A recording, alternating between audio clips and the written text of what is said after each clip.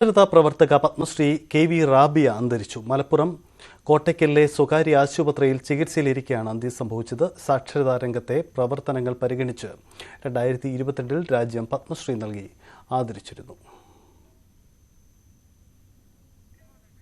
CV Anumod ചേരുന്നു. അനുമോദ്, ഏറെ ദുഃഖകരമായ വാർത്തയാണ്. എന്താണ് വിശദാംശങ്ങൾ? സജിത്ത് തന്റെ പരിമിതികളെ എല്ലാം തന്നെ തന്റെ നിശ്ചയദാർഢ്യം കൊണ്ട് മറികടന്ന് ഒരുപാട് പേർക്ക് ഊർജം നൽകിയ ഒരു ജീവിതമായിരുന്നു റാബിയയുടേത്. ഇന്ന് രാവിലെയാണ് അവർ കോട്ടക്കലിലെ സ്വകാര്യ ആശുപത്രിയിൽ ചികിത്സയിലിരിക്കെ മരിച്ചത്. 2022 അവർക്ക് പത്മശ്രീ ലഭിച്ചിരുന്നു. ഇപ്പോൾ അവരുടെ മൃതദേഹം 1 മണിയോടെ തിരൂരങ്ങാടി PSMO കോളേജിലേക്ക് കൊണ്ടുപോകും. അവിടെയാണ് പൊതുദർശനത്തിനുള്ള സാഹചര്യങ്ങളുള്ളത്. 5:30 വരെ അവിടെ പൊതുദർശനത്തിന് വയ്ക്കും. അതിനുശേഷം തിരൂരങ്ങാടിയിൽ തന്നെയാണ് അവരുടെ ഖബറടക്കം നടക്കുക. തിരൂരങ്ങാടി നടുവിലപ്പള്ളി ജുമാ മസ്ജിദ് ഖബർസ്ഥാനിലാണ് ഖബറടക്കം നടക്കുക.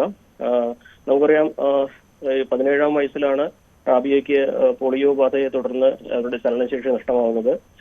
തുടർന്ന് 1990-കളിൽ സാക്ഷരതായജ്ഞം തുടങ്ങിയപ്പോൾ അവർ അവരുടെ ശാരീരിക പ്രതിസന്ധികളൊക്കെ മറികടന്ന് വിദ്യാഭ്യാസത്തിന്റെ ഒരു പ്രചാരക തന്നെയായി തീരുകയായിരുന്നു.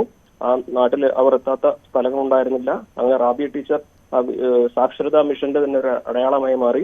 തുടർന്ന് അവർക്ക് അവരുടെ ഈ ശാരീരിക പരിമിതികളെ അതിജീവിച്ചുകൊണ്ടുള്ള പോരാട്ടത്തിന് ഒരുപാട് അംഗീകാരങ്ങൾ ലഭിക്കുകയുണ്ടായി. അതിനിടെ അവർക്ക് ക്യാൻസർ രോഗം സ്ഥിരീകരിക്കുന്ന സാഹചര്യം, അതിനിടെ കുളിമുറിയിൽ വീണ് നട്ടലിന് ക്ഷതം വന്ന് ചലിക്കാൻ കഴിയാത്ത സാഹചര്യം.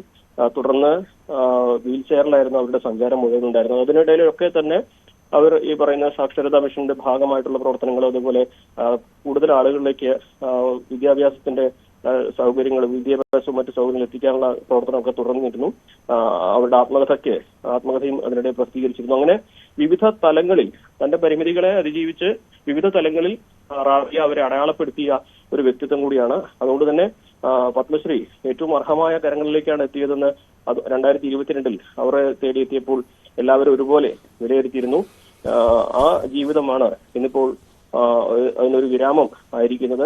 എന്നാണെങ്കിലും ഏറ്റവും ദുഃഖകരമായ ഒരു സാഹചര്യമാണ്. പക്ഷേ വരും തലമുറയ്ക്കെല്ലാം മാതൃകയാക്കാവുന്ന പരിമിതികളല്ല മുന്നോട്ട് പോകാൻ കരുത്ത്, അത് നമ്മുടെ ഇച്ഛാശക്തിയാണെന്ന സന്ദേശം ജീവിതം കൊണ്ട് പകർന്നു നൽകിയ ഒരു വ്യക്തിത്വമാണ് റാബിയ.